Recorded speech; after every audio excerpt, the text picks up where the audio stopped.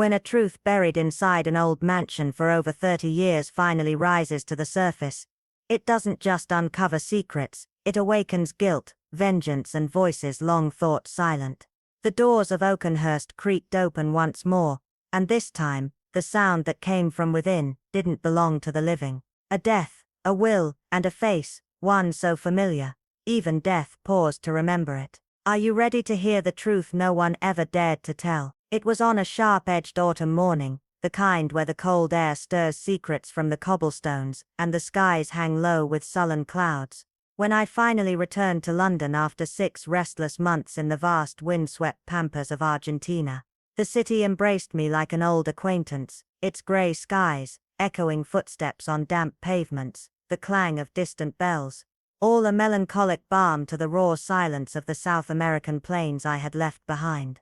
No sooner had I stepped from the carriage than a familiar yearning tugged at my chest, the need to see my old friend Hercule Poirot. His flat at Whitehaven Mansions was as I remembered, impeccably neat, almost surgical in its arrangement, a sanctuary of logic in an illogical world. I found him there, standing by the fireplace with the precision of a jeweler, delicately positioning a set of rare silver curios along the mantel, as though solving a puzzle only he could see. "Hastings, mon ami," he declared with genuine warmth, his eyes lighting up beneath his splendidly waxed mustache. He seized my hands, beaming. "You have returned to civilization at last, and not a moment too soon." I barely had time to shake off the London chill before he handed me a heavy envelope, sealed and solemn, bearing the distinguished crest of Weatherby, Harrington and Sons, solicitors. "It arrived this morning," he said, his voice calm but tinged with something more, anticipation perhaps. I broke the seal, and read quickly, my eyes skimming the elegant script, a letter from one Edward Weatherby, Esq. Requesting Poirot's immediate attention concerning the sudden and somewhat suspicious death of a Mrs. Margaret Raines, a wealthy widow residing in Oakenhurst, Surrey. The letter was conspicuously cautious, offering no detail, only implication, shadows between the lines. "Margaret Raines," I said aloud, frowning. "Why does that name feel familiar?" Poirot adjusted his bow tie, his gaze distant. "She was the widow of Sir William Raines, an industrial baron in his time. The family was old, respectable, quietly powerful. No children, and now, it appears, no life. Natural causes," I ventured. "So says the attending physician, Dr. Henderson," Poirot replied with a twitch of his brow. "But letters like this are not penned for the naturally dead, my friend. There is caution here, too much caution." A stirring of old energy began to rise in me, that tingle one feels on the edge of something larger than oneself. "You're taking the case, of course?" I asked, already knowing the answer. "Indeed, and you, Hastings? You will come with me, non?" His voice was light, but his eyes searched mine. I laughed, as if I could ever refuse. We were to meet Mr. Weatherby, at 2 o'clock sharp. Until then, Poirot insisted on taking luncheon at my favored bistro off Fleet Street, a modest ivy-covered place, where the soup was hot and the staff knew him well. Over roasted duck and rich consommé, Poirot outlined what little he had gathered. Margaret Raines had become a quiet fixture in London's philanthropic circles in her later years, admired for her taste, respected for her wealth, and crucially, without any known heirs. By the time our carriage drew up before the solicitor's office, a gloomy Georgian building steeped in hush and history, I was a bundle of restrained energy. Inside, the air smelled of old leather, beeswax, and the weight of unread wills. Edward Weatherby greeted us with pale hands and hollow eyes, ushering us into chairs as aged and creaky as the building itself. "Mrs. Raines passed away 2 nights ago," he began, his voice tight. "In her sleep, or so says Dr. Henderson." But, he trailed off, removing his spectacles and polishing them with a hand that trembled ever so slightly. Poirot leaned forward, the fire in his gaze now fully awake. "But there are doubts," he said. "Speak plainly, monsieur." 3 days ago, Weatherby continued, she summoned me to Oakenhurst. She insisted on making urgent changes to her will, very specific ones. She seemed disturbed. Not fearful, exactly, but pressed by something she would not name. He swallowed. The next night, she was dead. Poirot sat back, fingers steepled. I could almost see the wheels turning behind those glittering eyes. There it was, the shape of a mystery not yet formed, a shadow cast by a hand no one yet saw. I knew, without question, we were about to walk into a tangle of secrets, lies, and silent rooms that whispered of something more than death, something waiting to be unearthed. The golden hue of evening had barely kissed the windows of our London flat when Mr. Alaric Brandon, a solicitor of precise manner and understated dread, arrived unannounced, clutching a leather portfolio, like it contained a live serpent. His eyes darted as he sat, not with the composure of a man used to legal certainties, but rather with the unease of someone entangled in matters far beyond probate and property. Lady Eleanor Whitcomb, he began, reviewed her testamentary affairs routinely. Yes, but this time, there was urgency. She called me in private, declared before the household shortly thereafter, that she had chosen a new primary heir, someone she described as most deserving, someone unexpected, someone she would not name. His voice wavered as he recounted how Lady Eleanor, a formidable widow of 74, and owner of the sprawling Whitcomb Hall in Kent, had stood by the grand staircase, and to the stunned faces of her staff, announced that long-buried injustices would finally be righted. She promised the full details of the new will, the following morning. But that meeting, Mr. Brandon noted grimly, never happened. She was discovered lifeless in her bed at dawn, he said. No sign of struggle, no indication of natural failure, just, gone. Poirot's gaze sharpened like a blade drawn in silence. And the prior will, he asked, fingers steepled, eyes glittering. Brandon explained that the existing will favored several charities and trusts, minor legacies to loyal staff, and bequeathed the estate to a distant businesslike cousin, Miss Lavinia Marsh. But Eleanor had insisted the night before that she had drafted a complete new document by hand, promising to present it to him formally. No such draft was ever found, despite an exhaustive search of her rooms, study, and even the manor's hidden compartments. Poirot sat back, his expression unreadable, but simmering with thought. Curious, he murmured. A woman of wealth and sharp intellect declares a drastic change, then dies quietly in her sleep, before a single word can be made legal. A will unseen, a name unspoken. Brandon nodded gravely, then leaned forward as if burdened with a truth he dared not voice too loudly. The night before her death, he whispered, Mrs. Whitcomb's housekeeper, Mrs. Penley, told me she heard raised voices from the study. Lady Eleanor and her personal companion, Miss Rosalind, were arguing, heatedly. Poirot's brow furrowed. The subject. Brandon hesitated. Mrs. Penley only caught fragments. But Lady Eleanor mentioned the boys repeatedly. Poirot's voice lowered. What boy? Brandon shook his head. There is no boy in the house. No ward, no distant relative, no local orphan. The silence thickened, the room shrinking under the weight of invisible secrets. Poirot asked one final question. Did Lady Eleanor ever make inquiries of adoption, for instance? Brandon's face paled slightly. Yes, about 2 months ago, she asked me, in strict confidence, about the legal implications of adopting an adult. She said it was merely a hypothetical curiosity. I see now. It was nothing of the sort. Poirot stood. This is no longer hypothetical, monsieur. Someone feared what that new will would reveal. Feared it enough to ensure it would never see daylight. Our journey to Whitcomb Hall began that evening, the train winding through the fog-drenched English countryside like a silver thread into the heart of something buried. Poirot sat in silence, tapping one gloved finger against his knee, the flicker in his eye betraying the machinery of his mind already in motion. You suspect murder? I asked cautiously. Murder, he echoed softly. I suspect more than that. I suspect betrayal, inheritance stained with fear, and a truth so volatile it was smothered before it could breathe.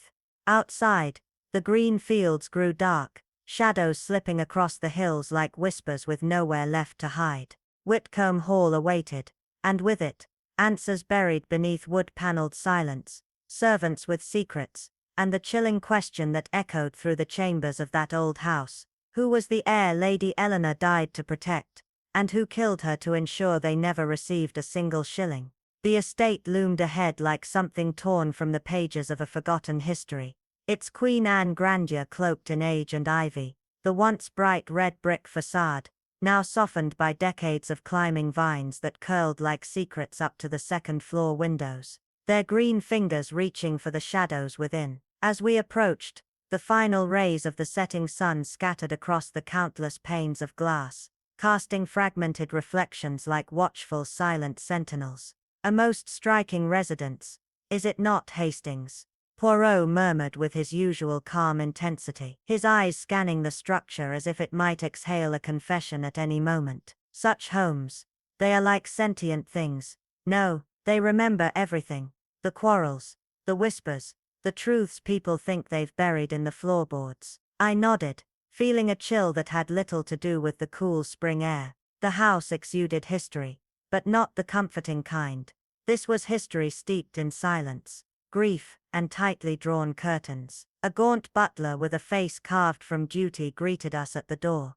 Mr. Poirot, Captain Hastings. Mr. Weatherby informed us of your arrival. I am Collins. Kindly follow me. He led us through an imposing entrance hall where stag heads watched like judgmental ancestors and portraits with somber eyes lined the oak-paneled walls, their subjects locked in eternal observation. We were ushered into a drawing room where the air was thick with tension, as if every person inside had been holding their breath since the moment they sat down. May I present our guests? Collins intoned. A tall, steel-spined gentleman in a faded military coat stepped forward first. Colonel Edwin Hargrave. I served with Reginald during the Rhodesian campaign. Been a close friend of the family ever since. His voice was clipped, his stare measured. Next was a woman in her 40s, elegant and cool, her dark dress impeccably tailored. Vivienne Holloway, she said, her tone betraying practiced detachment. Reginald's niece. I've been residing here the past month to assist my aunt during her illness. Then came a woman with nervous energy bubbling just beneath her small frame,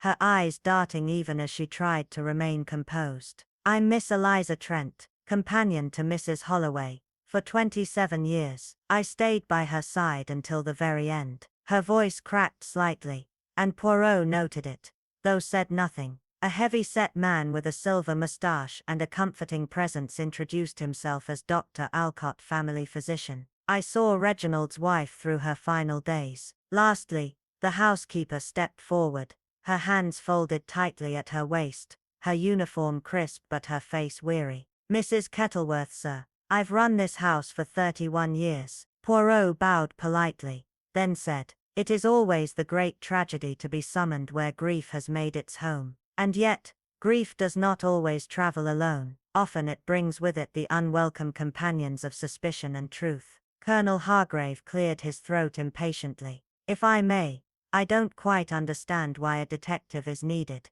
Everything about Reginald's passing seemed perfectly straightforward. Ah, mais non, Poirot said gently. It is not the death itself that prompts concern, but the ripples it leaves behind. You mean the will, Vivienne said flatly. Yes, it surprised all of us. Surprised. Dr. Alcott scoffed. It set the whole house alight, metaphorically speaking. Reginald, after decades of unwavering loyalty to his causes and kin, suddenly names an unknown beneficiary, a Mr. Tobias's whom no one has ever met, much less heard of before last week. Poirot tilted his head. And you are certain no one here knows this Mr. Tobias? There was a pause just long enough to be noticed. Miss Trent looked down, fiddling with the hem of her sleeve. Mrs. Holloway said only that the truth was finally catching up, that she would make right what had long been wrong. Her voice trembled. She seemed euphoric, not herself. It worried me. Her mental health was sound. Dr. Alcott. I examined her 3 days before her death. No signs of cognitive decline, no physical deterioration that could explain her sudden passing. Poirot's gaze narrowed. Then what, doctor, does explain her death? The question settled over the room like smoke. No one answered, not yet, but I could sense it behind the stiff collars and polite expressions. Something had been disturbed, and beneath the polished floorboards of that grand old house, something very old and very dark was beginning to stir. As the last light of day surrendered to a brooding dusk, an air of unease coiled thick around Greystone Hollow, its once majestic facade now cloaked in a silence so dense it felt almost tangible, like the house itself was mourning, or perhaps hiding something. Ivy curled hungrily along the stone walls, and the windows glimmered faintly, as though watching us approach. Detective Alaric, Ben and I were not greeted by servants but by the stillness of long-held secrets. The great oak doors creaked open with an ominous groan that seemed to warn rather than welcome. Lady Evelyn Marrow, the formidable matriarch of this estate, had reportedly passed away in her sleep. Heart failure, the doctor said, quite common for someone her age. But Alaric, whose instinct rarely failed him, leaned in close and whispered, "Healthy people don't simply die without a whisper. Something here is off." Inside, the air was laced with the faintest trace of lavender and old books, and portraits of long-dead Marrows, gazed down with expressions that might once have belonged to tyrants. The staircase loomed above us like a spine, leading to truths tucked away behind locked doors. We were escorted by Miss Kavanagh, Lady Evelyn's lifelong companion, who walked with a stiffness that suggested more than grief, perhaps guilt, perhaps fear. Evelyn's chambers were just as grand as expected. Heavy drapes of burgundy silk surrounded a four-poster bed. A balcony overlooked the dying gardens, and in the corner her writing desk stood precisely arranged, untouched save for the freshly changed linens. "Everything's been left as it was," Miss Kavanagh said, her voice clipped, almost rehearsed. "Her letters, her clothing, her books, everything." But when Alaric's eyes drifted to the writing desk, something shifted in his posture. "And the will she mentioned?" he asked. The question drew a pause, a flicker of discomfort. "No document has surfaced," she replied carefully. Mr. Rivington, her solicitor, searched the desk the morning after. Every drawer, every envelope, nothing. Alaric stepped closer, fingers brushing along the desk's polished surface. "She was meticulous," he murmured, "to write a new will and not secure it. It doesn't fit." Then he turned to Miss Kavanagh, his tone casual but razor-sharp. "And I understand there was a disagreement between you and Lady Evelyn the evening before her death." Her reaction was immediate. Color drained from her face and her composure cracked just long enough to reveal the storm beneath. "Who told you that?" she snapped. "Was it Elsie Lacey? That woman hears what she wants to hear." But she couldn't mask the tremor in her hands. "It was about housekeeping, that's all. Nothing more." "And the boy?" Alaric pressed, almost gently. Her eyes darted away.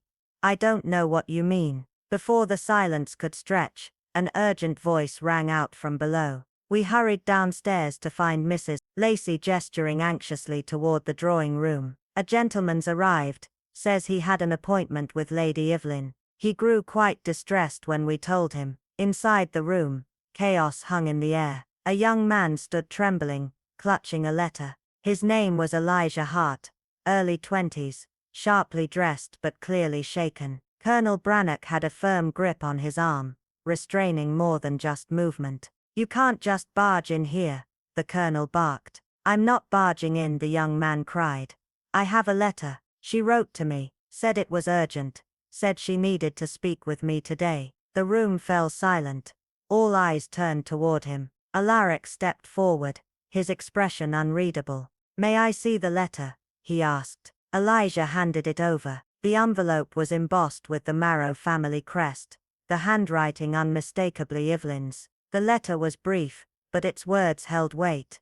"Come without delay. There is something you must know. Evelyn Min." The implications crashed over us like thunder. "A letter sent days before her death," Alaric muttered, his voice low, "to someone no one else even knew existed. A will that vanished. A companion hiding behind polite lies." He turned slowly toward Miss Kavanagh, whose face had gone white. "This house is steeped in secrets," he said, "more to the shadows than to anyone in particular. And someone here has killed to keep them buried." And as the storm outside began to howl against the windows, I couldn't help but feel we had only just peeled back the first layer of something far more monstrous. As the flickering firelight cast restless shadows against the dark paneled walls of Ashcroft Hall, the room seemed to tighten with tension the moment Elias Moran stepped into view, a young man whose very presence disrupted the fragile calm that had just begun to settle. He looked bewildered yet composed, dressed with modest care that hinted more at borrowed confidence than wealth, and as he took the seat offered to him beside the hearth, his eyes flicked nervously to each of us as though gauging whether this was a welcoming or hostile court. "I received this," he said softly, reaching into his coat to produce a thick ivory envelope, its seal still unbroken. But before he could say more, I noticed Clara Whitlow, Lady Hargrove's personal maid, slip silently from the drawing room, her features pale, lips pressed tight as if she were fleeing from a ghost she hadn't expected to see again. Outside, the sun had long vanished, and the sprawling woods of Ashcroft, now veiled in moonless gloom, pressed like sentient witnesses against the high windows. Inspector Darrow took the letter from Elias, carefully cracking the seal. Missive is dated the 9th. That's 4 days before her death, he muttered, scanning its contents. The room leaned in, figuratively if not physically. Elias, you are to come to Ashcroft without delay. A matter of great personal consequence has surfaced, one that alters what you believe about your past. I shall explain everything upon your arrival. Yours, G. Hargrove. A heavy pause followed as the inspector raised his eyes. You never met Lady Genevieve before this letter? Never, Elias replied firmly, not knowingly. I thought it might have something to do with the Manners Scholarship Fund. I was one of the beneficiaries as a boy. Convenient, muttered Mr. Langford, Genevieve's cousin, arms folded across his chest like a gate. She amends her will, then dies suddenly, and now a stranger shows up with a letter no one knew existed. That is quite an accusation, Darrow replied coolly. The handwriting matches the samples from her journal, and if the lad wanted to deceive us, he wouldn't have walked in with the seal intact. Lady Isadora narrowed her gaze. Still, the timing is too precise to be dismissed. Elias flushed, clearly wounded. I only came because I was asked to. I didn't even know she'd passed until I arrived. If I'm not welcome, no one's suggesting that, Darrow interrupted with quiet steel. But we are suggesting this rabbit hole might run deeper than we first believed. Dr. Whitcomb, who had thus far lingered in the background, cleared his throat. Perhaps what matters more is why Lady Hargrove summoned him at all. It implies knowledge she never shared with us, about him, about something she intended to reveal. Darrow nodded, eyes flicking to Elias with sharpened interest. Mr. Moran, tell us plainly, what do you know of your origins? Elias shifted uncomfortably, the firelight glinting off the slight tremble in his hand. Very little, he said at last. I was left at St. Gabriel's Foundling Home as an infant. No record of parents, only a silver pendant I still wear. I grew up there, earned a placement at Westridge College through the Hargrove Trust, and now I work for Whitmore Bookseller in London. Anonymous patrons, silver pendants, secret summons. Langford scoffed. Sounds like the opening to a Gothic novel, and yet every word of it rings true. Darrow replied softly, eyes still locked on Elias. Did you serve? Yes, Royal Artillery. Wounded at Cambrai, in late 17. Sent home spring following. Langford visibly stiffened, but the reaction was subtle, quickly cloaked. We'll confirm everything, of course, the inspector added, standing slowly. But for now Mr. Moran will remain at Ashcroft. There is too much at stake, and the night grows darker than I like. As the grandfather clock chimed the hour, I realized something else. This was no longer a matter of inheritance or bloodlines. No. What had begun as a death in the night was slowly unspooling into a web of lost identity, concealed legacies, and a secret so powerful it had reached from the grave to draw a stranger back into the place he unknowingly belonged, though whether as heir or harbinger, only time would tell. As the firelight flickered against the carved oak panels of Blackthorn Hollow's drawing room, its shadows danced like silent witnesses to long-buried truths. Inspector Lucian Vale's voice rang out, measured, firm and undeniable. If Mr. Dorian Ashcroft was indeed the individual Lady Evelyn intended to name in her amended testament, then his presence here is not merely appropriate, it is absolutely essential. His declaration silenced the murmuring voices around the room, turning curious eyes into wary ones. Lady Sinclair's expression tightened, her gloved hands clenched around her silk handkerchief, but she said nothing. Across from her, Dr. Whittaker, stooped, grave and cloaked in the fatigue of too many secrets, nodded slowly. Whatever her intentions were, he said, voice hollow, the young man has walked into something that concerns him deeply. He deserves the truth, if any of us do. As the silence thickened, the drawing-room's door creaked open, and Lillian Moore stepped quietly inside, her sudden appearance uncanny, as though she had been listening behind the door all along. Her eyes, large and steady, took in the room with the precision of someone accustomed to going unnoticed. "The West Chamber is made up and waiting," she said in her soft, almost spectral tone. "If Mr. Ashcroft would follow me, I'll show him up." Dorian hesitated only briefly before following her, casting one last glance at the strangers who now held the keys to his inheritance, and perhaps his past. As they disappeared, Vale turned back to the others with a calm but penetrating intensity. "Now, if you please," he said, "I must speak with each of you, alone. Dr. Whittaker, shall we begin?" The remaining occupants of the room dispersed with reluctant steps, each swallowed by the yawning halls of the old manor, leaving us alone with the doctor. He lowered himself into a high-backed chair, its upholstery faded but dignified, and exhaled a sigh that seemed to carry the weight of weeks. "You want to know about Evelyn's health," he began, eyes not quite meeting Vale's. "If you would be so kind," Vale replied, notebook in hand. She was extraordinary for her age, lungs clear, heart strong, appetite sound. She walked the gardens daily, even in fog or frost. Mentally, still capable of quoting poetry or managing her correspondence without a single slip. But, he trailed off, tension thickening in the pause. "And yet she died," Vale prompted gently. "Yes, died in her sleep. It seemed peaceful at first. The initial signs pointed to heart failure. But," he frowned deeply, "there were things subtle, but troubling. Her lips, her fingertips, bluer than they should have been. And not the ordinary post-mortem kind, something colder, stranger." "Did you consider the possibility of poison?" Vale asked, his voice calm but sharp. The question visibly jolted the doctor. "Poison," he repeated, eyes widening. "Good God, no, I hadn't. I didn't see any signs. No frothing, no odor. But now," he rubbed a trembling hand across his face, "an autopsy might still yield answers, though with each passing day, the results grow murkier, and the family may resist." "Understandable," Vale murmured, "but truth is rarely comfortable. Tell me, doctor, on the day of her death, was anything unusual in the house? Any visitors? Deliveries?" The doctor squinted toward the fire, thinking. "It was a quiet day. She took breakfast as usual, spent the morning in her study, had a tray brought up around noon, said she felt a bit of a headache, and wished to rest. She never came down for dinner." "And who brought her the tray?" "I don't know for certain. Likely one of the maids, Clara, perhaps, or Mrs. Redfern. I wasn't paying attention. I never imagined it'd be important." "Everything is important," Vale said gently. "Thank you, doctor. You've been helpful." As Whittaker left the room, his coat brushing the worn edges of the rug, I turned to the inspector.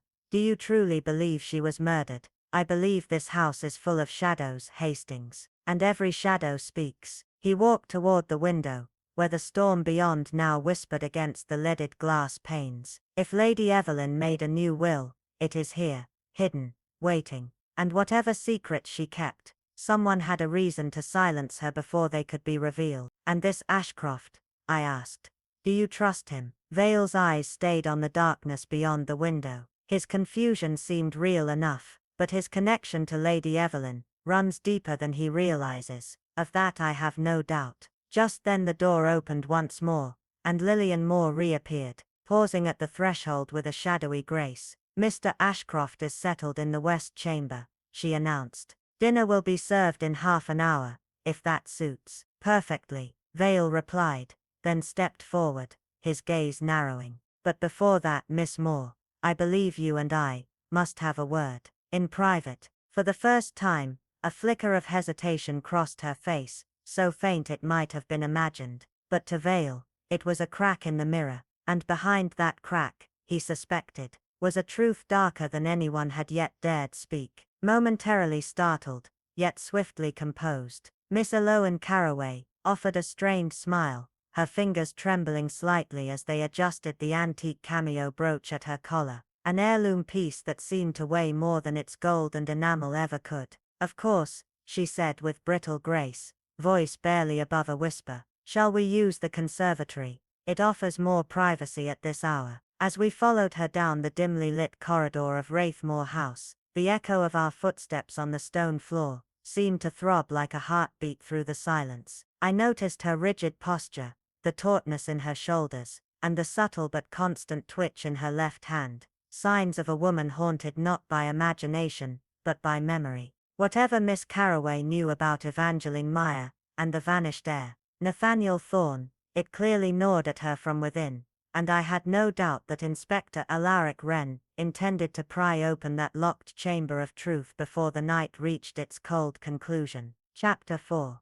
The Envelope of Echoes. The conservatory was a glass-walled relic of another century, its iron framework curled with frost, and its once vibrant vines, now skeletal against the autumn gloom. In its heart stood a wrought-iron table and 2 chairs, flanked by decaying rose bushes, and a neglected birdcage that swayed faintly in the draught. Miss Carroway took her seat gingerly, folding her hands in her lap like a penitent before confession. There was something distinctly avian in her, the way her eyes darted, her thin neck craned, as though perpetually braced for unseen predators. "You wanted to speak with me, Inspector?" she asked, attempting calm, but her voice trembled like a teacup on porcelain. "Indeed," Wren replied, his gaze unwavering. "I wish to understand the circumstances surrounding your dispute with Miss Meyer the night before she vanished." "Dispute?" Eloin blinked rapidly. "I wouldn't call it that. And yet multiple members of the household recall raised voices," he said smoothly. "And mention of a boy." Her mouth opened then shut, then opened again with visible effort. "She had become obsessed with her correspondence lately," she said. Her words measured, eyes now fixed on the birdcage. "Letters from strangers, many of them asking for help. She believed she had a duty to them, an almost sacred calling. I feared she was being manipulated, and this boy, could it have been Nathaniel Thorne?" At that her cheeks colored faintly, and she glanced toward the misted glass behind her. "I can't say for certain. There were many names, many pleas, some real, some not, and yet you knew her intimately for over a decade. Surely you had insight into her intentions, particularly the rumored revision of her will." "She mentioned it," Eloin admitted, voice dropping, "but only once and vaguely. She never showed me the document. She was secretive." "Understandable," said Wren softly. "May I see her study?" Relief flashed across her face like lightning across a bleak moor. Yes, of course. The study, tucked away in the west turret, was a solemn chamber of oak and shadow, the only light filtering through stained glass panels that cast fractured color across a desk as large as a coffin.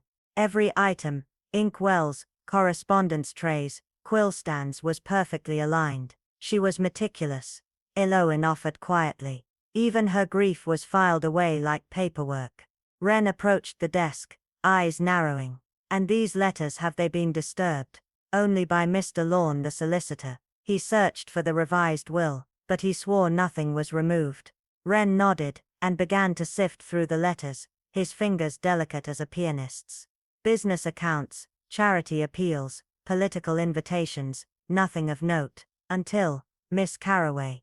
I asked. "Did she keep a journal, perhaps? Something more personal?" Her reaction was subtle, but unmistakable. A breath caught too quickly, a pulse flickering at her throat. "Not that I'm aware of," she said, after a pause too long. "And yet," murmured Wren, lifting a sealed envelope from beneath a drawer's false bottom, "someone took great care to hide this." The silence that followed was not just tense, it was damning. As the pale morning light filtered through the high-arched windows of Ashcroft Manor, a place whose elegant decay whispered secrets through every creaking floorboard, Inspector Darian Vale stood by the ornate bookcase in the late Eleanor Vexley's study, his fingers pausing deliberately on a weathered volume of Browning's poetry, its spine cracked just enough to suggest frequent visits. A mind so regimented must surely have left a trail of private reflections, he murmured, eyes narrowing. Miss Hargrove, the deceased's long-serving companion, shifted nervously, her hands worrying the lace of her cuffs as if unraveling them might distract from the tension hanging in the room like stale perfume. "Eleanor was discreet, even with me," she said. though her wavering tone hinted otherwise. Vale said nothing, already striding toward the rosewood escritoire tucked against the wall, its drawers meticulously arranged.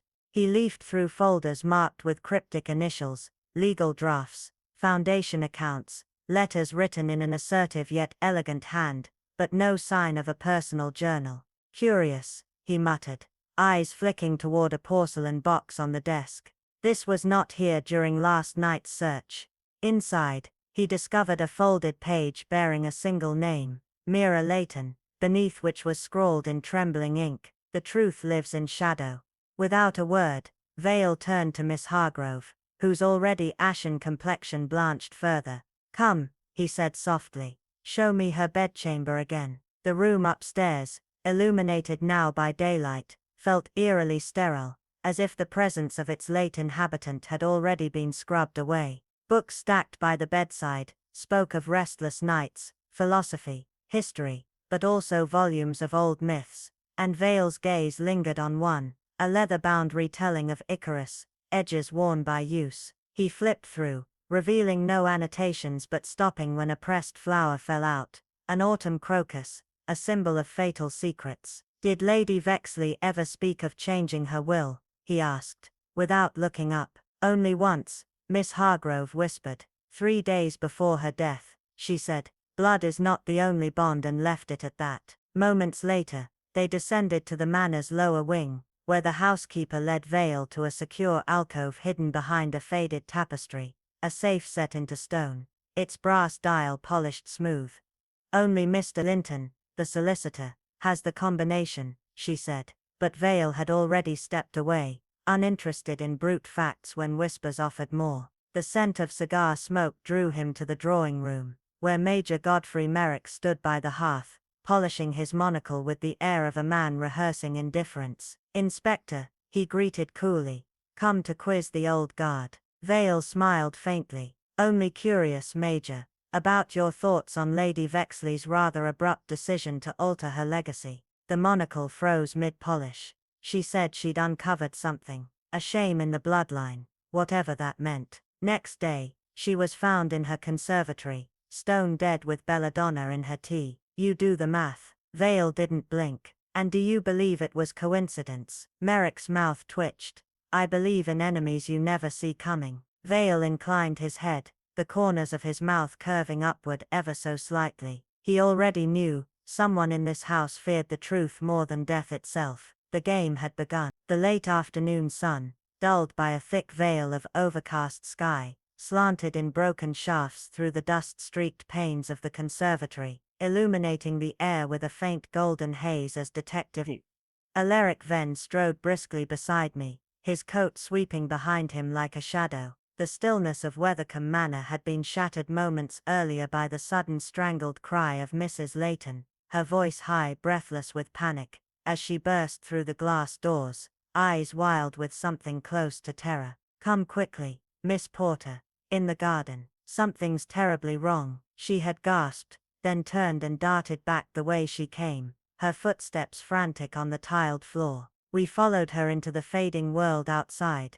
where the once manicured garden lay in the grip of late autumn's decay, rosebushes stripped and skeletal flowerbeds barren, the once pristine paths littered with brittle leaves that rustled and cracked underfoot like whispers from the dead. The wind held a bite, sharp and metallic, carrying with it the faint scent of damp earth, and something else, something unnatural. Beneath a wrought iron arbor near the ornamental pond, we found Miss Edwina Porter, slumped on a time-worn stone bench, her head bowed, shoulders trembling slightly with each shallow labored breath. Her skin was the color of ash, lips tinged an alarming blue, and her eyes fluttered weakly, unfocused. Just beneath her hand lay a delicate silver teacup, tipped on its side, a few drops of pale amber liquid clinging to the rim like a secret waiting to be discovered. Venn crouched without hesitation, inspecting the scene without touching anything, his eyes sharp and glinting with unspoken calculation. "When did you find her like this?" he asked, his voice low but urgent. "Not 5 minutes ago," Mrs. Layton replied, hands twisting in the folds of her apron. "I came to ask if she wanted tea in the conservatory, and she was already like this. I panicked, I sent Perkins running for Dr. Bromley. Ven's expression tightened. He leaned in slightly, nose close to the cup, and inhaled with a frown. No immediate scent, no cloudiness. If it was poison, it was well masked. Possibly digitalis or belladonna, something that doesn't scream its presence.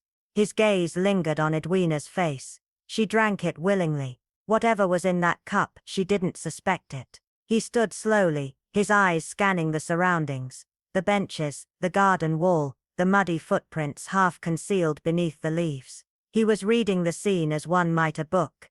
Every broken branch, every mark in the soil, a potential clue. This wasn't random, he murmured.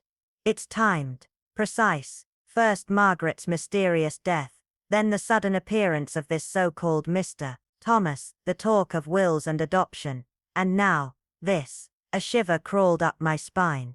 You think someone's tying up loose ends? I asked, my voice lower than usual. That Edwina knew something dangerous. Ven didn't answer right away. Instead he turned his piercing gaze back to Mrs. Layton. Who else was in the conservatory before you found her? She hesitated, her brow creasing. I believe Miss Judith Raines was still there. She often tends the orchids. I didn't see her leave. Ven's eyes narrowed. Judith, he repeated under his breath, then gave me a sidelong glance. We need to speak with her immediately. And Hastings, tell Perkins to see to it that all doors and exits are locked and watched. No one is to leave the manor until I give the word. I nodded and turned on my heel, my pulse quickening as I hurried back through the conservatory, the scent of wilting lilies and damp earth still clinging to the air. As I moved, a growing sense of unease settled over me like the chill creeping in through the glass. The pieces were falling into place, but the picture they formed was darker, more intricate than we had imagined. Someone at Wethercombe was moving swiftly, shrewdly, their motives masked beneath civility and sorrow. With each passing moment, the manor grew colder, its walls more silent, as if the very house held its breath, waiting for the next revelation. And somewhere within it, cloaked in shadow and familiarity, the truth waited, poised like a serpent, ready to strike again. As the last echo of Mrs. Lacey's hurried footsteps faded down the corridor, Poirot's voice turned crisp with purpose, slicing through the stillness. Hastings, remain with Miss Porter, do not move her, and under no circumstances touch anything. Mrs. Lacey, kindly return to the house and see that everyone is gathered in the drawing room. No one is to leave until I join them. With the subtle authority of a man who had taken command of darker storms before, he issued the orders not with panic, but precision. As the two departed in opposite directions, I kept watch over Miss Porter, whose unconscious form lay still upon the garden bench like a fallen porcelain doll. Her breathing was shallow and erratic, each exhale labored and thin, and a bluish tint now darkened her lips, a haunting mirror of the symptoms noted by Dr. Henderson during his grim report on Margaret Raines. Within minutes Perkins returned, breathless, with Dr. Henderson in tow, his medical bag already open as he knelt beside the stricken woman.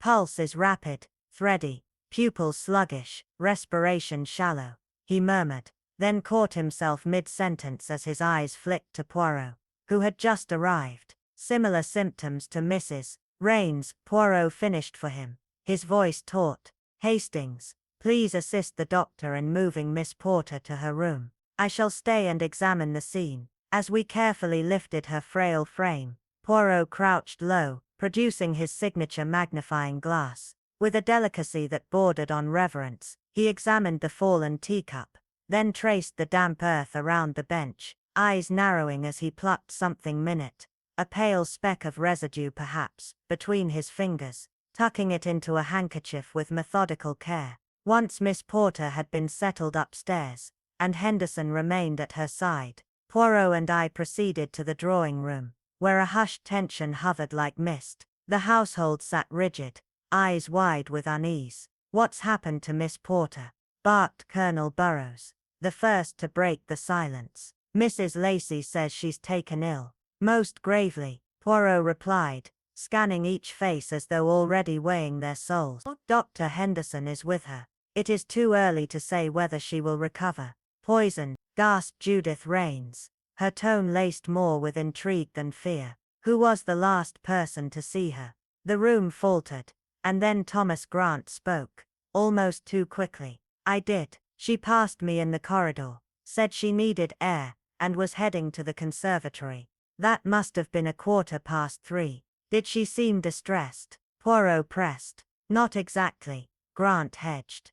Distant perhaps. She didn't meet my eye. Poirot turned then to Mr. Weatherby, seated quietly by the fireplace. You arrived this afternoon. At 2, the solicitor confirmed. I brought documents pertaining to Mrs. Raines's inquiry into adoption procedures, and Miss Porter. She directed me to the library. We didn't speak beyond that. Poirot's expression darkened. Ladies and gentlemen, Miss Porter has been poisoned. The words struck the room like lightning. Sharp intakes of breath, a startled cry, and then silence. This, he continued, is not an isolated misfortune. I now believe Mrs. Raines's death was not by natural cause, but deliberate murder. A wave of unease spread, faces paling, alliances shifting beneath the surface. Colonel Burroughs scowled. You have no right to keep us here. Perhaps not, Poirot replied calmly. But justice demands cooperation. Scotland Yard is already on its way. Until then, no one leaves. The colonel seethed but said nothing more. We left them in that simmering tension, and proceeded directly to Mrs. Raines's study, where a thin folder marked adoption inquiry lay upon the desk, left by Weatherby, as if waiting for Poirot's hands to unearth what truth had been hidden within. The storm had begun, not outside, but within Oakenhurst's walls, and its silence had become deafening. As the thick iron gates of St. Harlow's Foundling House groaned open beneath the ashen glow of a fading London sun, an unease far deeper than mere chill slithered into my bones. The orphanage stood like a forgotten relic from another century, its sooty bricks and shuttered windows cloaked in silence, its towering silhouette casting long ominous shadows across the narrow cobbled alley. We had come on Poirot's insistence, and though he said little on the ride from the countryside, I knew that behind those deep-set eyes, his little grey cells were racing. Inside the air was heavy, the kind of stillness that made even the floorboards seem reluctant to creak. We were greeted with visible reluctance by Mrs. Blythe, the matron, an angular woman, with a steel spine and lips pressed into a line so thin it could slice. Her desk was a fortress of stacked ledgers, but Poirot bypassed all pleasantries, and spoke the name that seemed to drain the color from her face. Thomas Vane. She hesitated, visibly shaken. Vane. Yes, she muttered. He was different. Came to us under peculiar circumstances. The papers were incomplete, the origin unclear, and from the very start he was favored. Anonymous funds arrived monthly. He had tutors, private books, winter coats that were never second-hand. Poirot's eyes sparkled with confirmation as he gently slid a faded photograph across the desk. The image showed a younger Evelyn Harrow, serene and dignified, standing beside a solemn-eyed boy who could only have been Thomas. There was no mistaking the jawline, the dark intensity. She came once, Mrs. Blythe confessed, her voice cracking like aged paper. Didn't sign the register, spoke only to him. Afterward he withdrew even more, but the donations they increased. Poirot turned to me then whispering, "This was no charity, Hastings. This was penance." The weight of it settled in my chest. Mrs. Harrow, dead now under suspicious circumstances, had been hiding more than generosity. She had hidden a child, and someone was determined to erase every trace of that secret. Back at Harrow Grange, a second chilling incident had unfolded. Miss Eliza Crowe, companion to the late Mrs. Harrow, had been found unconscious on a bench in the rose garden, her lips tinged bluish-white, her breathing shallow. No obvious cause, but Poirot had found something. A tiny glass ampoule, barely larger than a thimble, tucked discreetly beneath the garden bench. Inside, faint traces of white powder clung to the edges. Potassium cyanide, he had whispered, and my blood turned to ice. But what struck Poirot was not just the method, it was the mistake. "Non mon ami," he said, Miss Crowe was not the intended victim. The tea, the timing, the seat, it was meant for someone else. And now, as we left St. Harrow's and the cold wind bit through my coat, Poirot spoke again, slowly, as if piecing together the fragments of a shattered mirror. The inquiries into adoption, the concealed identity, the diary locked away. It is not about money, Hastings. It is about blood. Someone wishes to silence the truth of who Thomas Vane really is. I asked if he suspected murder was being used to rewrite a past no longer convenient. Poirot's silence was answer enough. This was a case of legacy, of hidden sins and buried children. And someone dangerously close, was willing to kill to keep the past interred. The road ahead was dark, but the light in Poirot's eyes told me he was closer now, closer than ever, to unearthing a truth someone would do anything to conceal. As the rusted iron gates of Ashcroft Hollow groaned open with an eerie reluctance, it felt as though we were stepping not just into an abandoned orphanage, but into a forgotten chapter of time itself, one veiled in sorrow, secrets, and the silent cries of childhoods long buried. The wind, sharp and whispering, curled around our collars like the breath of the past itself, urging us forward into a place that had not known laughter or light in decades. Inside, the building was a mausoleum of memories. Decaying portraits peered down from peeling walls, the floorboards groaned under our steps, and the cold, dust-laden air felt heavy with unspoken truths. At the end of a long, dim corridor, we were met by Matron Ellis, a woman carved by time, her face all furrows and suspicion, her eyes flickering with a nervous recognition the moment Poirot uttered the name Nathaniel Ashford. "Yes," she said, after a moment's hesitation, her voice rasping like brittle paper. "He arrived on a storm-lit evening in the summer of 1896, left outside our doors, no more than a bundle wrapped in navy flannel. No note, no explanation, only a silver medallion, oval, marked with the initial R, strung around his tiny neck like a secret no one dared speak." Poirot leaned closer, his gaze sharp as a scalpel. "And this child, did he ever receive visitors?" Her lips trembled before she answered. "Only once. A woman, veiled, regal in posture, though her face remained hidden. She asked for Nathaniel specifically. I watched from the stairwell as she knelt before him, and whispered something into his ear. He was too young to understand, but he listened, like he knew it mattered." Poirot's eyes narrowed. "You recognized her, didn't you?" Matron Ellis paused, then nodded faintly. She carried herself like nobility, and there was a look in her eyes, grief, guilt, longing. "I couldn't be sure, but I always suspected she was Lady Evelyn Revington." Poirot's voice dropped to a whisper. The resemblance between the boy and the Revingtons, it wasn't coincidence. "No," she agreed. "He was different from the start. Tutors came for him. He wore finer clothes than the other boys. Books, new ones, expensive, delivered for his use alone. But he was never told why, never told who provided these privileges. The benefactor remained a ghost." Poirot straightened. "And the medallion? Given to him the day he left, the only clue to his past, the only link to a truth that was buried with silence."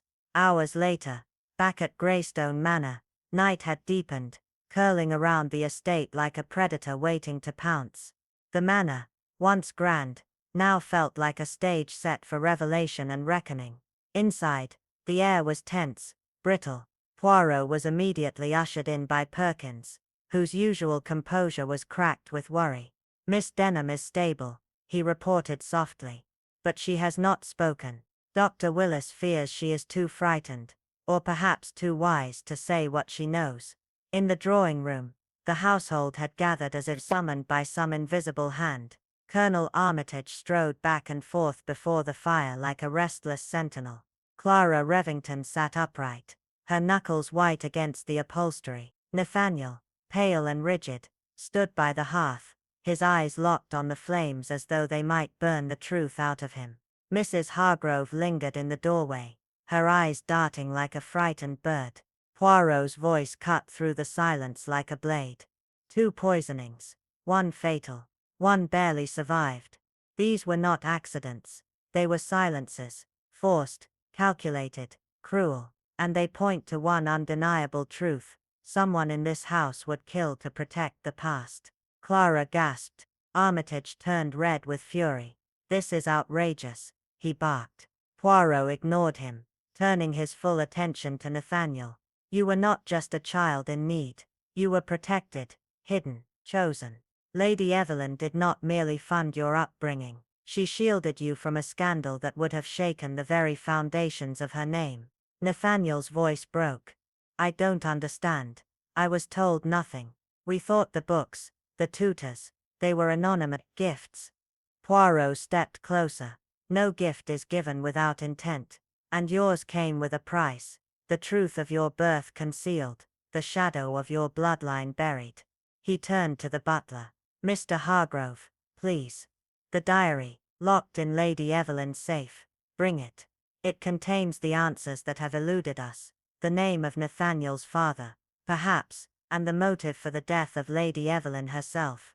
As the butler vanished into the shadows, the room fell still, the only sound the ticking of a distant grandfather clock counting down to revelation. Somewhere within the thick walls of Greystone, the truth waited, coiled and patient, ready to rise, at last, and shatter everything they thought they knew. As the golden light of late afternoon filtered through the high windows of the drawing-room, a peculiar tension settled in the air, thick, silent, waiting. This is all quite mysterious, Mr. Duval, Eleanor said, her voice tight with disbelief. Are you implying that my cousin had some hidden association with Mr. Carroway? Something no one in this family was ever told. The detective gave a small, almost imperceptible nod. It would seem so, mademoiselle. The connection, though long buried, has left behind traces, faint but undeniable. Eleanor opened her mouth to object further, but her words faltered as the butler, Mr. Reeves, entered carrying a weathered leather-bound journal, its spine cracked from age. Duval accepted it with care, but did not open it. Before we inspect this, he said, turning toward the housekeeper. Mrs. Harrow, you last served tea to Mrs. Carroway the afternoon before her death. Did you notice anything peculiar? She blinked rapidly, clearly unsettled. No, sir, nothing strange. I prepared her tray myself, as always. She was particular about her tea. No one else ever touched it.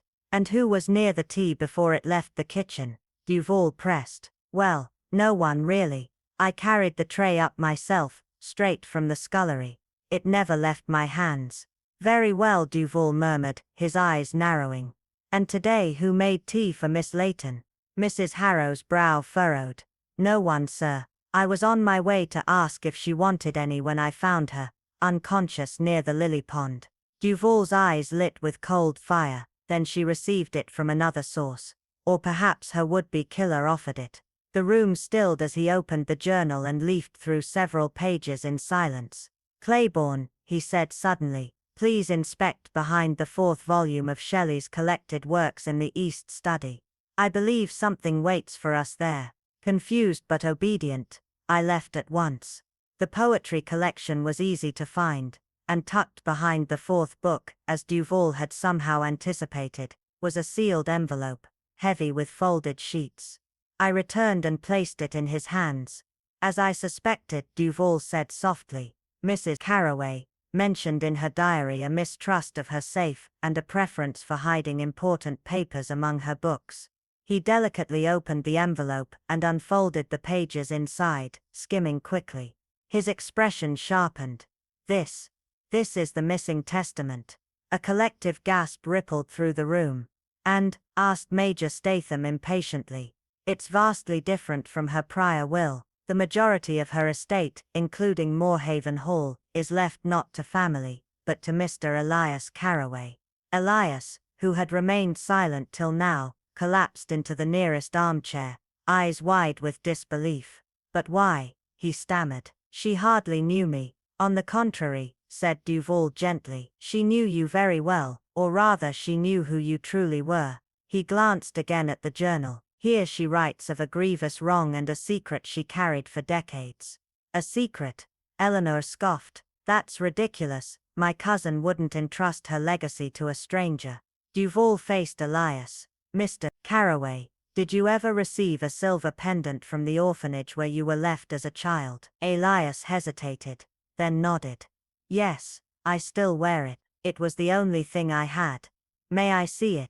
Reluctantly, Elias removed a slender chain from beneath his collar, and handed the pendant to Duval, who examined it closely before passing it to Mr. Alton, the family solicitor. The older man's hands trembled as he turned it over. Good heavens, he whispered. It bears the Carraway crest. A stunned silence fell. Mrs. Carraway explains everything in her will, Duval said quietly. Mr. Alton, if you will. The solicitor adjusted his spectacles and began to read aloud.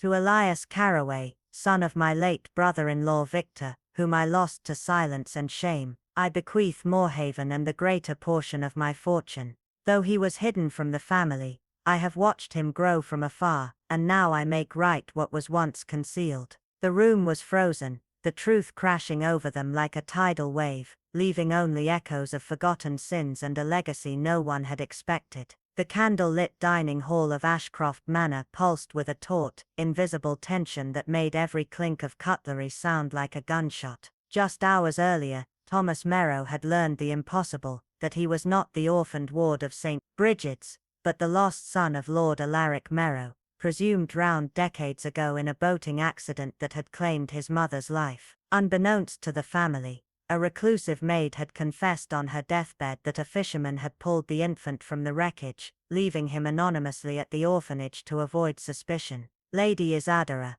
widow of Alaric, had discovered this long ago through private inquiry, but crippled by fear of disgrace, never revealed the truth to her husband or kin. Her confession, sealed within her final testament, named Thomas as the rightful heir to Ashcroft, displacing the icy and ambitious Celeste Merrow, who now sat across the table, her smile brittle as frost. The family solicitor had verified the claim with sworn testimony and documented evidence, leaving little doubt. Yet disbelief still festered in the room like a gas leak awaiting ignition. Colonel Redgrave, the late Lord's confidant, scoffed at the revelation, his protest more performative than persuasive. Dr. Calloway, seated beside him, said little, his face clouded as though some deeper worry nagged at him. Miss Wren, the young nurse who had been tending to Lady Isadora before her sudden demise, barely touched her food, her pale fingers trembling as she reached for her glass. And Poirot,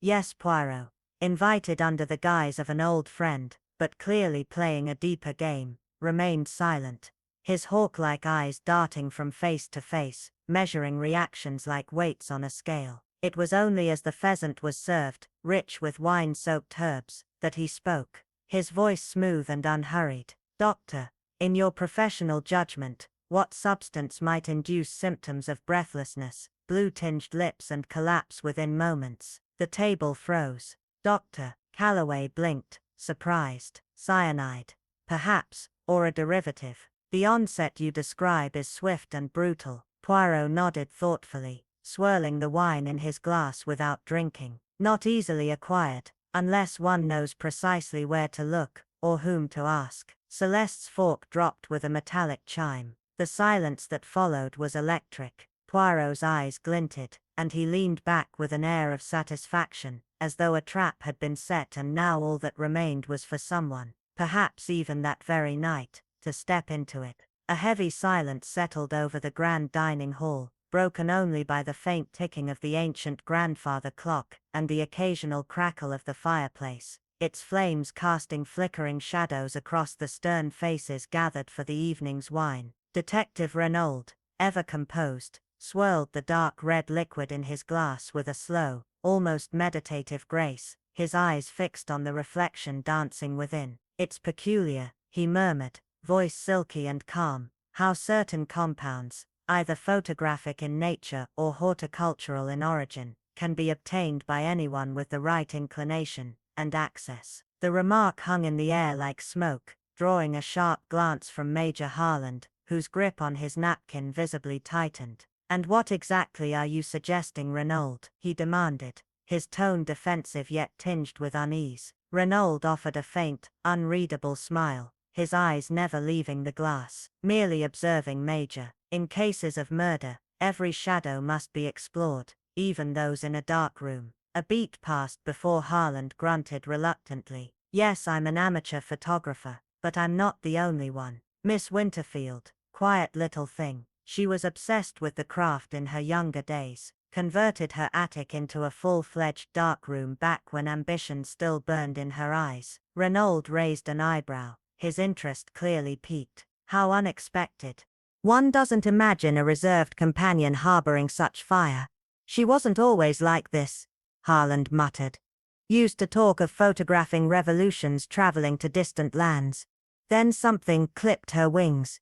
Before Renaud could respond, a sudden grimace twisted his face, and he clutched his abdomen with a stifled gasp. The transformation was immediate, his composure dissolved into pallor, and a cold sheen of sweat glistened on his brow. Renaud. Miss Avery leaned forward, alarm rising in her voice. Are you unwell? Just a momentary discomfort, he replied weakly, though his knuckles whitened around the stem of the glass he never raised to his lips. Dr. Latham was already rising, concern etched into his features. You need rest, now. Renaud nodded faintly, and as I helped him up, his legs buckled beneath him, forcing us to support his weight as we guided him out of the room and up the grand staircase, our every step echoing ominously. Once inside his room, the door barely closed, he straightened like a man shedding a disguise, color rushing back to his cheeks, the tremor vanishing from his fingers as though it had never been. Renaud, I gasped, stunned. What in heaven's name? Shish, he whispered, pressing a finger to his lips. Let the killer believe their plan is unfolding perfectly. Let them grow bold. He turned sharply to Dr. Latham. You played your role to perfection, Doctor. Now we act. Latham nodded without hesitation, and before I could form a protest, they slipped silently from the room, vanishing into the corridor like phantoms. My heart pounded as I remained behind, rumpling the bedsheets and pacing near the door, prepared to play the role of frantic assistant if anyone came near. And someone did, sooner than I expected. A knock, soft and deliberate. I cracked the door to find Miss Raines, her expression calm yet eyes gleaming with something unspoken. How is Mr. Renaud? She asked. The words smooth, rehearsed. He looked terribly unwell. The doctor seemed in a panic. Quite ill, I replied, doing my best to look stricken. Some kind of poisoning, they think. The doctor's retrieving a compound from his medical bag. Poor man, she sighed. Might I make some tea? It often soothes the stomach. Her offer chilled me. Renaud's earlier warning about the tea came crashing back, and I quickly declined. The doctor insists on nothing by mouth just yet, but thank you. She nodded, and I watched her retreat, my nerves fraying with each tick of the clock. 20 agonizing minutes later, Renaud and the doctor returned, the latter holding a small weathered leather case with the caution one might reserve for dynamite. Success, Renaud whispered with quiet triumph, his eyes gleaming. We found exactly what we needed in Miss Winterfield's drawer, hidden beneath a false bottom. The proof that will expose our killer. But before I could speak, a shriek pierced the corridor.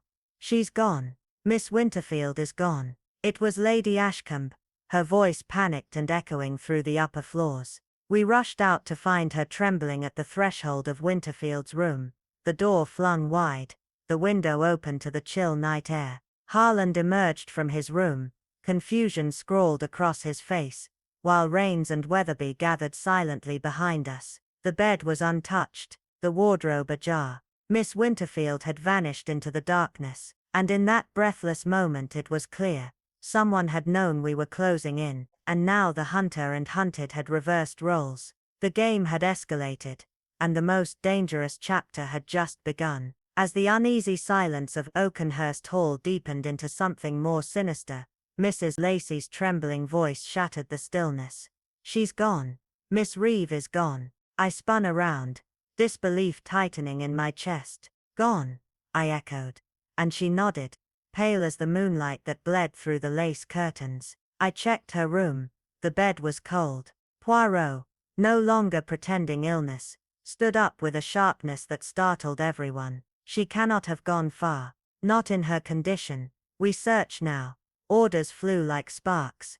Hastings and Colonel Braithwaite were dispatched to sweep the ground floor, while Weatherby and Dr. Henshaw combed through the upper rooms. Mrs. Lacey headed toward the servants' quarters, and Poirot, clutching his lantern with a determined set to his jaw, disappeared toward the attic. I found myself alongside Colonel Braithwaite, whose clenched jaw and rigid shoulders betrayed his unease. "This is bloody strange," he muttered, as we pushed open the creaking door to the drawing room. First Poirot's sudden illness, now a vanishing woman, feels like something out of a damn ghost story. Before I could press him, he stormed off toward the library, clearly rattled. We had just reached the conservatory when Poirot's voice pierced the air, sharp and urgent, calling from the kitchen. We raced toward the sound, and found him at the open cellar door, the light from his hurricane lamp casting long, eerie shadows. "Listen," he whispered. A faint scraping, then a dull thud rose from below. "She's down there," he murmured, eyes narrowing, "but she is not alone." I reached for my revolver, its cold weight oddly comforting in my pocket. "Colonel, I suggest you stay. This might be dangerous." "I'm no invalid," Braithwaite snapped. Poirot inclined his head. "Then stay behind us, if you please." We descended the stone steps, the darkness swallowing us save for the flickering light ahead. The cellar was vast, a labyrinth of storage rooms, and the noises led us toward the wine chamber.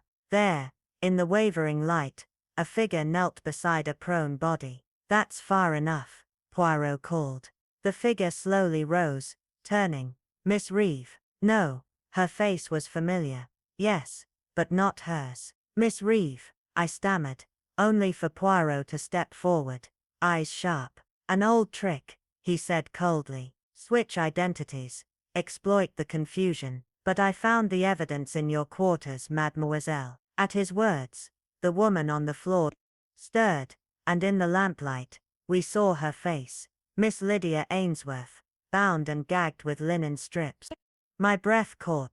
"You couldn't let the truth come out," Poirot said, his voice like steel wrapped in velvet. "Not about Charles Brenner, not about your false inheritance. You silenced Lydia when she pieced it together, just as you did Margaret Langley, when she threatened to name Brenner her heir." The impostor's hand darted toward her pocket. Poirot raised a finger.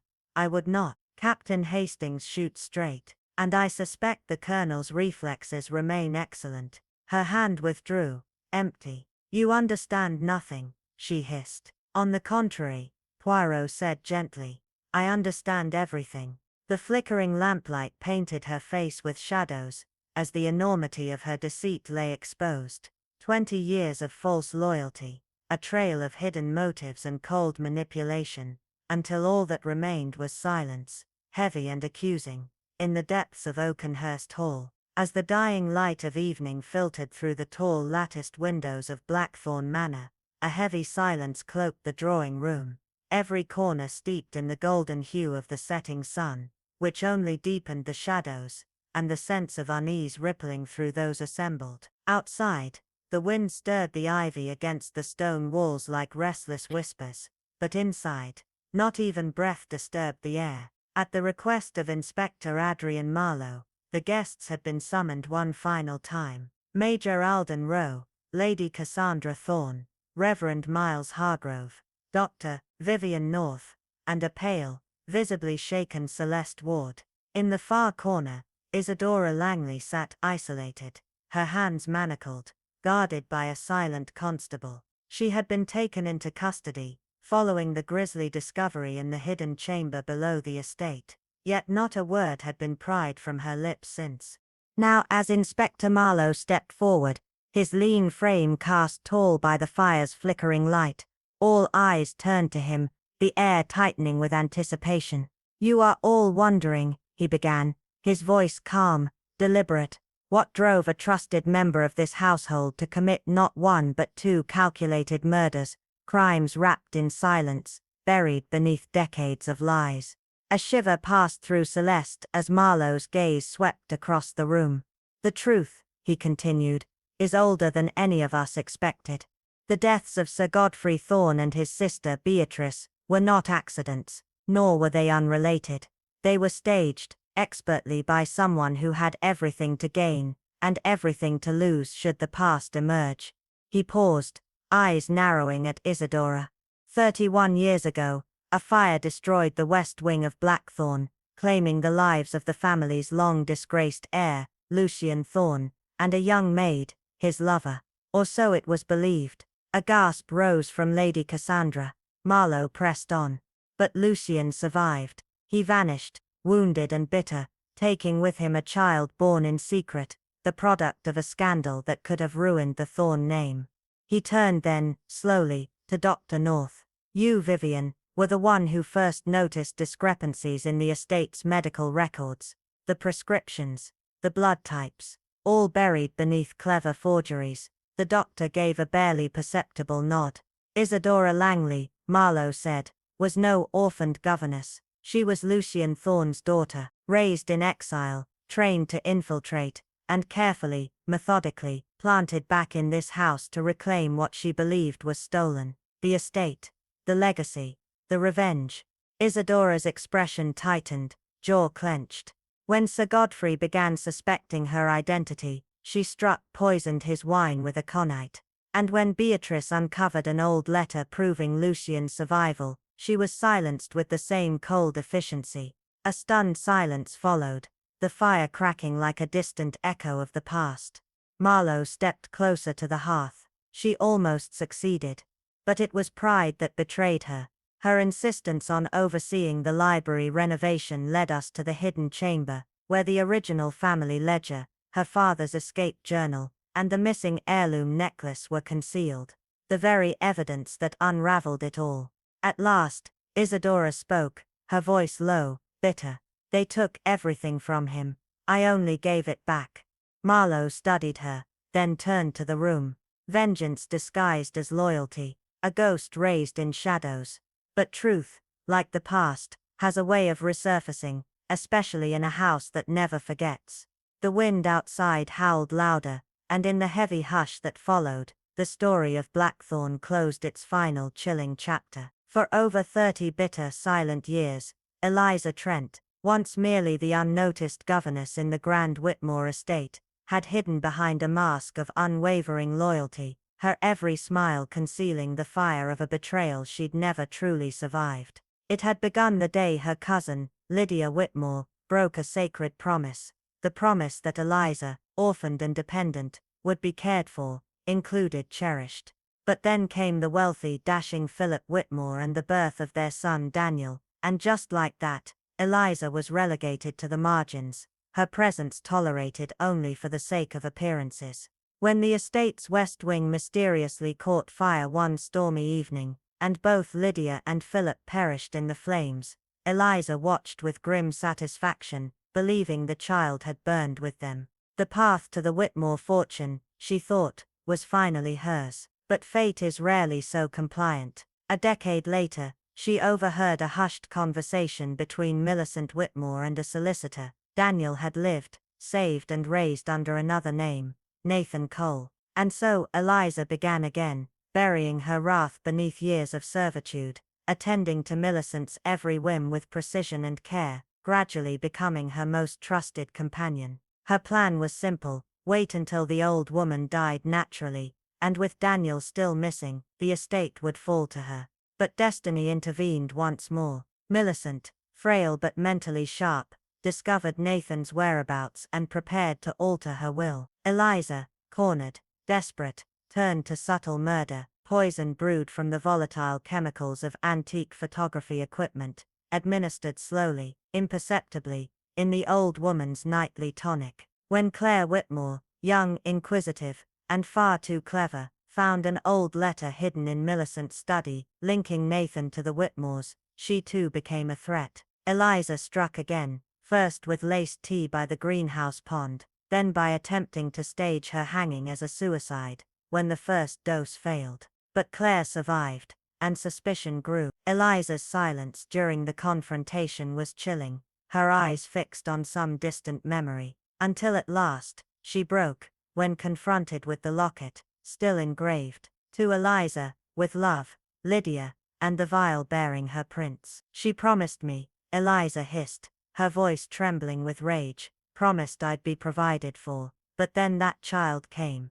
and I was nothing, just the poor relation good enough to raise their heir, good enough to fade into the wallpaper. Her eyes, filled with venom, turned to Nathan, who stood motionless, his face ghostly pale. You should have died with them. I earned this. 30 years I served that old woman, nursed her, listened to her sentimental drivel, arranged her charities, wiped her tears. And then she found you. Claire's voice broke the moment like a knife. I saw you, the night she died. You were leaving her study with a folder in your hand. You looked terrified. Marlowe, the detective, nodded grimly. And you mislabeled the old portrait in the family archives. That's how Millicent knew. The child she thought lost forever, she recognized his eyes. Eliza's face crumpled, not in remorse, but in rage, her lifetime of bitterness spilling from her like poison. In the end, it wasn't the cleverness of others that undid her, but her own inability to let go of the past.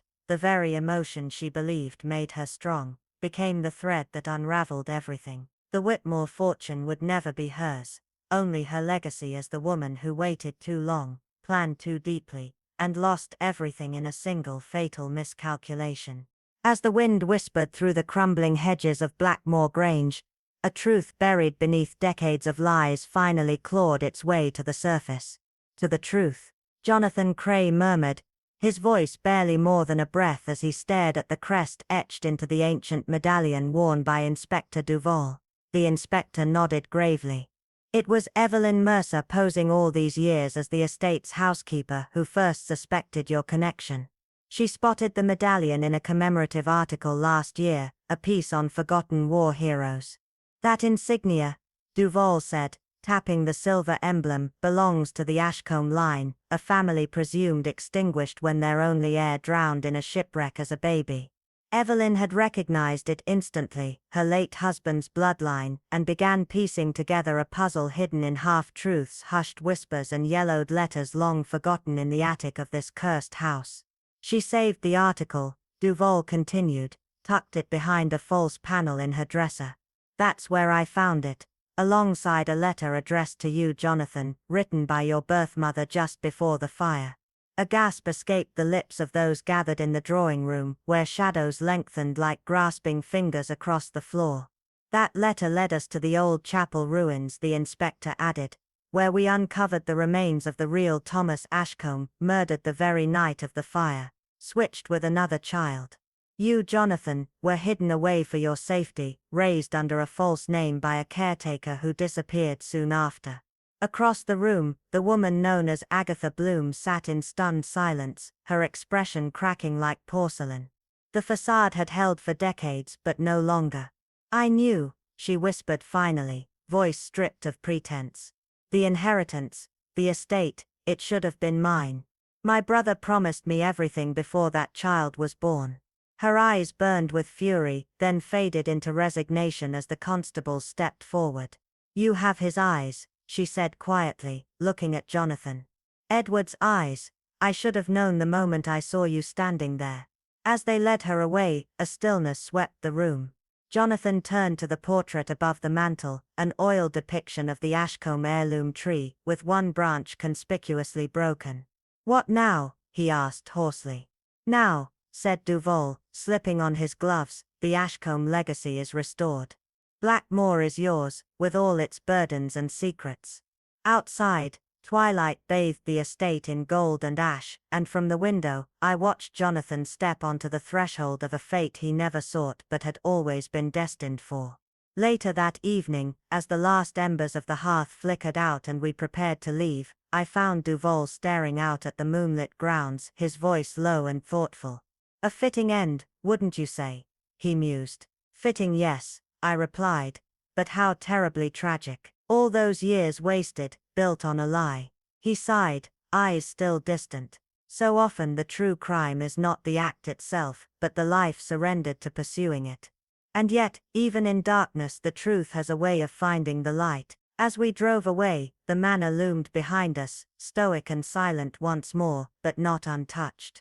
Justice had walked its halls at last, leaving behind a legacy not of gold or title but of hard-won truth.